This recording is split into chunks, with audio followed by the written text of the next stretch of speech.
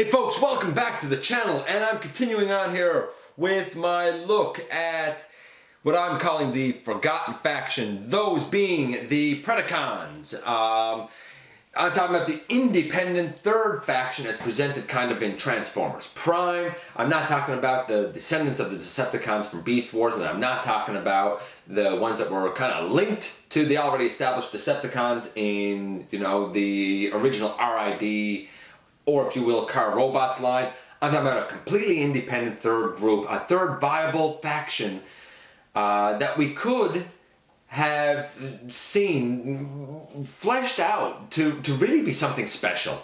And I've looked at the kind of fembot protector of the group being Ripclaw, possible second in command as Laserback, the kind of brooding, quiet bruiser of the bunch being Vertebrake, and I even looked at the combiner of the team being Abominus, made up, of course, by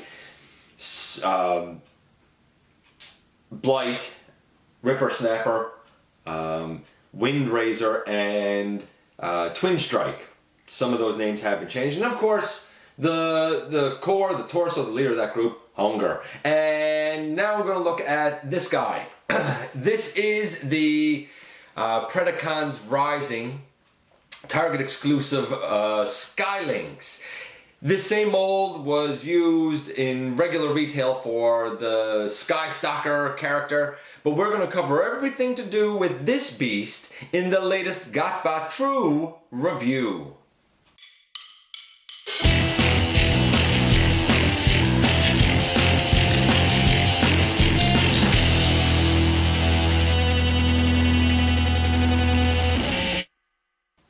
Hey folks, welcome back to the channel. I'm your host, Dennis Moulton, aka GotBot. Please like, comment, subscribe, share, check out Machinery of Man, The Everything Factor. Check me out everywhere. I always like to hear from you guys. I always like to interact and build this community. Of course, look around the channel, see what catches your interest, and let me know that too. Anyway. This mold was, like I said, used in regular retail for Skystalker, who's mostly powder blue. The claws on this guy, like on the front that are red, are white on that guy. I don't have Skystalker. I would kind of like to add him to my ranks, to be honest with you, but I had done, as many people did, and passed him over. I got this particular guy, who was an exclusive. I consider myself fortunate for getting him, because he wasn't widely released. Or at least not around here, because, well, we only at the time had one location where you could get him. I got him for Christmas from Starscream Girlfriend a couple of years ago. I thank her so much for getting him for me. I love her for it. And I didn't have any type of Skylynx at the time. Now, I'm not gonna lie. To my mind, and I'll bring this back a little bit. To my mind, Skylynx is this, basically.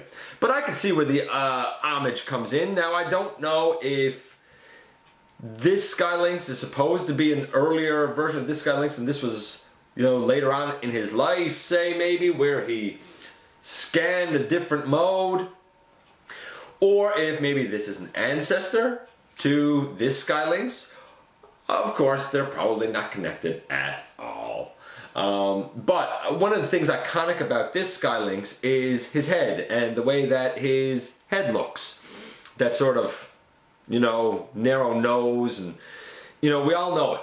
I do think that in Beast mode, they did a pretty great job of, see if I can bring this up closer, a pretty great job of homaging that particular looking head style. I think that turned out pretty cool. At a package, it came like this. This isn't quite right. You need to take the tail and bring it down.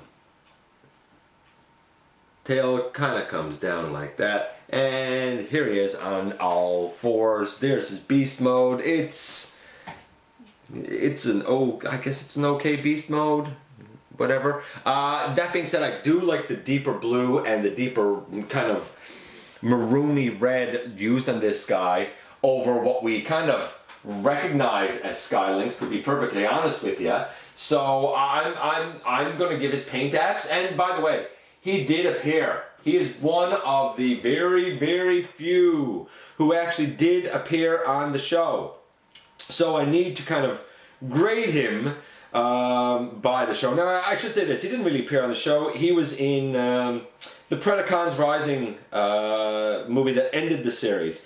And I'll say this. If you didn't see that, you really should. It was a pretty great story, to be honest with you. That being said, his coloring there was a bit different than this. I don't think the red really existed as much. He was more blue and white.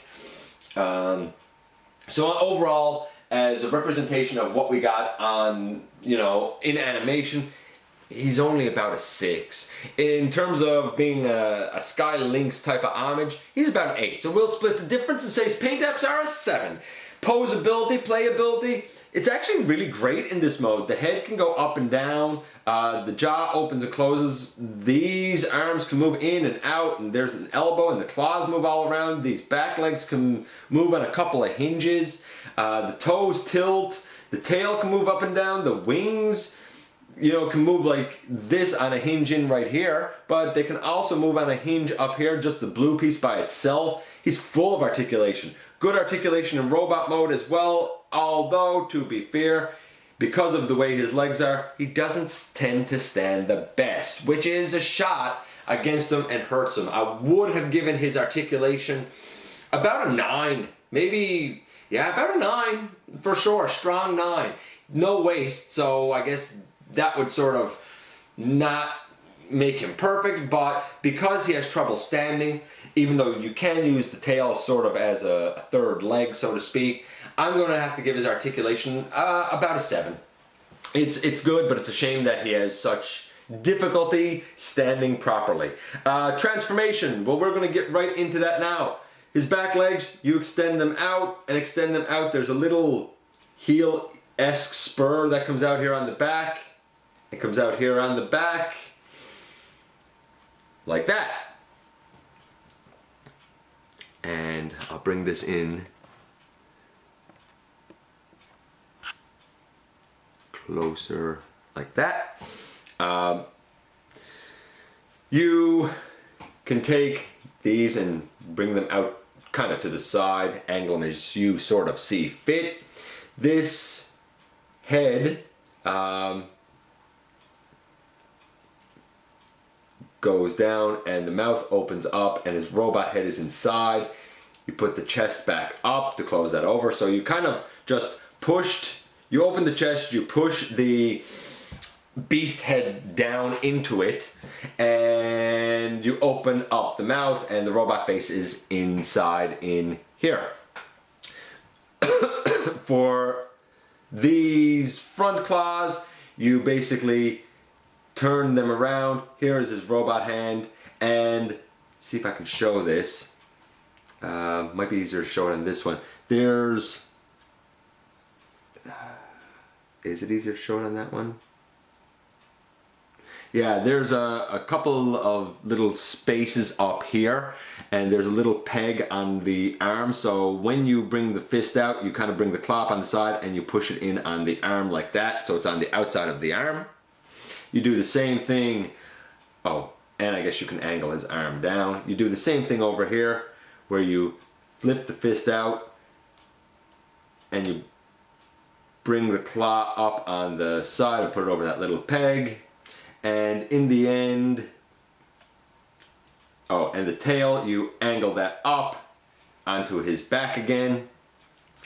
And in the end, if he will stand, and here's where the challenge comes in, folks. I find a lot of times you really got to sort of bend his knees. What a shame. What a shame that he has such difficulty standing.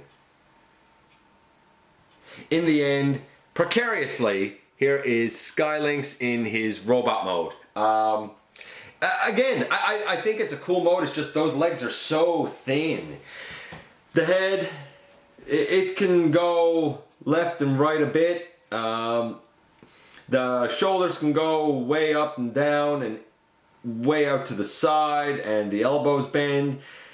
The wrists aren't going to move if you tab in the claw.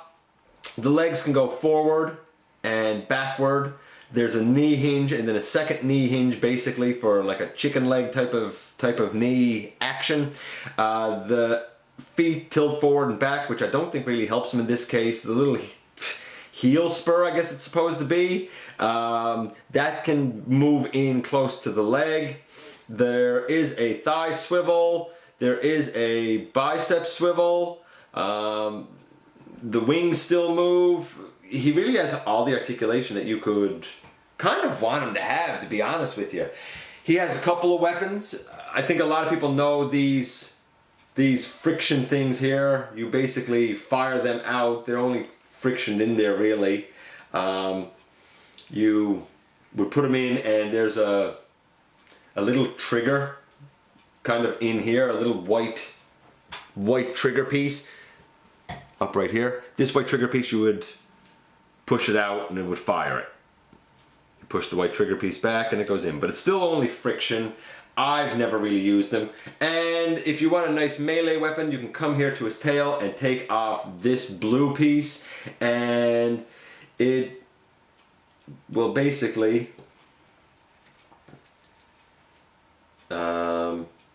come up, and I believe it fits on over his hand, if I'm not mistaken. That's what I thought it did.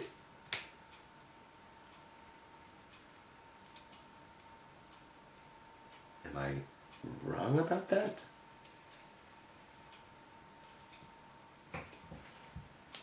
I got it now. I thought it went down over his hand. It doesn't. It goes on over the back, and I guess it's like a, I don't know, a mace, a brass knuckles type of thing. Either way, it's full of spikes, and I don't think that you would want to be struck with it. I know I certainly wouldn't. Still, it's good for close combat. That's what I would say. His transformation is super easy, as it is really for all of these beasts. It's not very involved. If you like involved transformations, this guy's probably not going to be a favorite of yours, to be honest with you. I would... Can I even get this on here now? Because it does go back on his tail.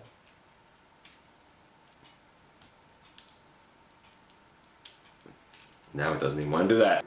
Okay, sorry for the little cut here, but I did want to point this out because I just kind of abandoned it.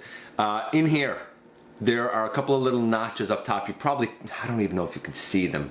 A couple of little notch sections kind of up by the first set of claws where my fingers are now. On Skylynx's tail, there's actually a couple of little notched out pieces right down by the tip. Right down by the tip. You basically need to slot the little notches on over, slot the little spaces on over the notches. It will actually click in, and then boom, you have his tail piece back on. Okay, I just wanted to mention that. You know, I didn't want to leave a piece out, folks. Just didn't want to leave a piece out. Back to the end of taking a look at this guy. Anyway, his transformation is probably, again, if you like involved transformations, you're not going to like this guy. If you like quick, easy transformations that even kids can do, I think he's pretty great for that. I'm going to give it about, again, about a 7. Overall, this guy's about a 7. He's all right. I'm glad to have him because I just thought that it was cool to finally have one that actually appeared in the show, in the fiction. The only thing that concerns me is the discs up on his wings are made of like a swirly browny gold plastic. I don't know if they'll ever succumb to like gold plastic syndrome. I haven't had any problems with them, but I don't really move them or touch them either. They're just sort of there for decoration. Anyway, that is the first of the ones that actually appeared in fiction. Thanks for dropping by. Thanks for giving me some of your time. And I look forward to the next time that you and I get together for another visit right here inside the video.